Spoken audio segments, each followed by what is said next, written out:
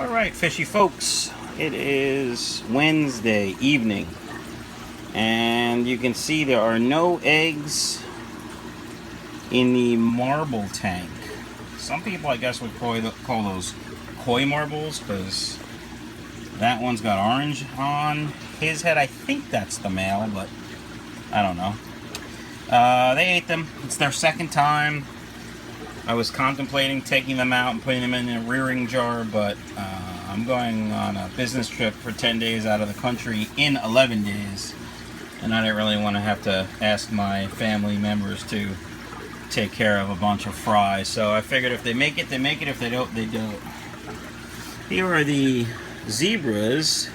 That slate has moved. You can see some of them are white. They look fuzzy.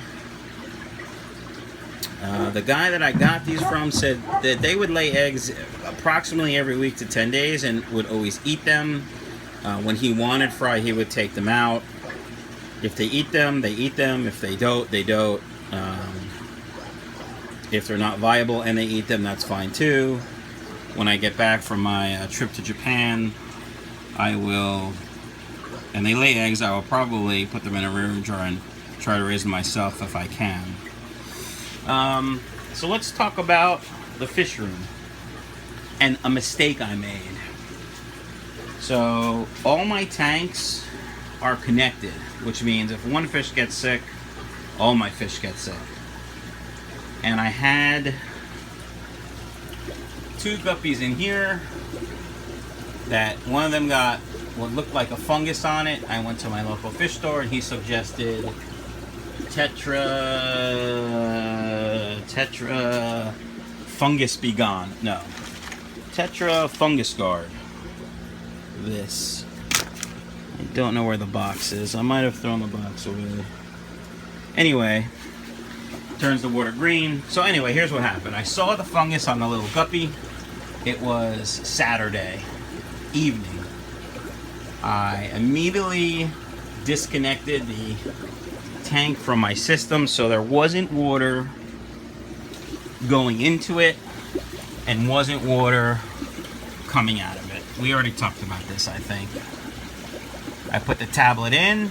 Oh, I did a water change. I put the tablet in, and within 12 hours, the 2 guppies in there were dead.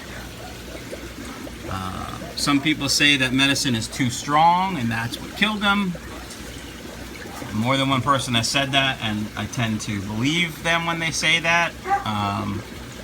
Very respected person said it, but I also trust my local fish store for the most part. So there is a pleco in there that I'm just waiting for the medicine to run its course, which I think tomorrow I can do a water change and be done with it. But the reason why I'm making this video is the mistake I made. I didn't quarantine. I haven't quarantined. I've never had a problem before.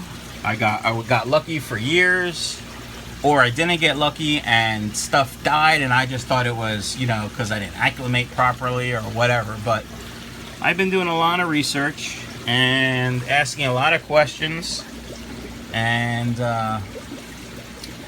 I have come up with a quarantine regimen that I will be doing to all my fishies that I buy, even from my local fish store, because, you know, fish come in to the fish store and they're probably sick. They probably have a parasite.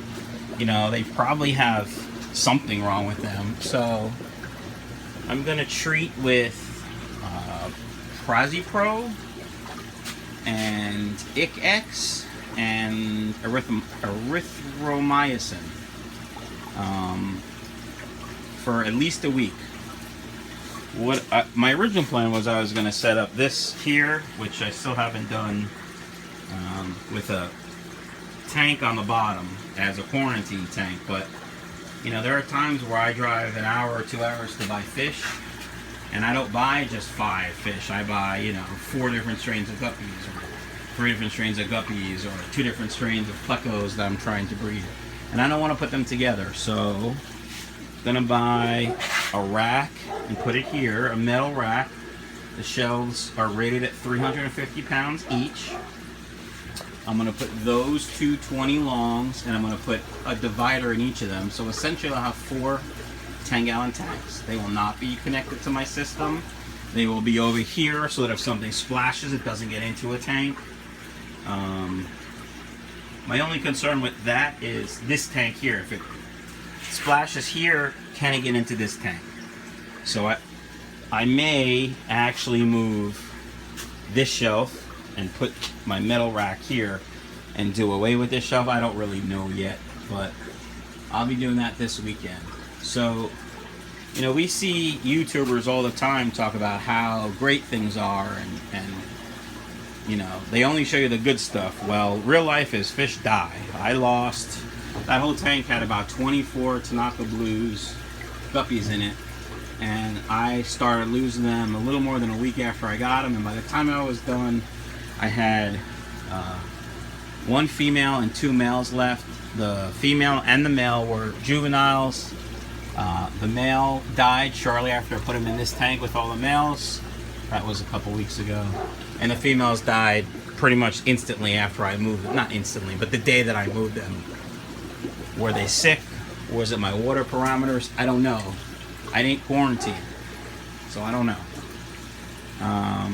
So I did watch a lot of videos today about quarantining and about keeping your fish safe. And you know, it kind of hit home. I've lost fish, I've lost money. You know, lives have been taken, if you will. So I want to try to eliminate that. So that's why I will be quarantining. Hopefully I'll be documenting it for you guys to see. And that's that. You know, if you guys have any ideas, if you have any thoughts, if you have anything to say about quarantining, please write it down below. For those of you that comment, I answer everyone. It's because there's only like, you know, 6, so it's really not that hard. But you know, comment, like, subscribe if you haven't already, and have a great night.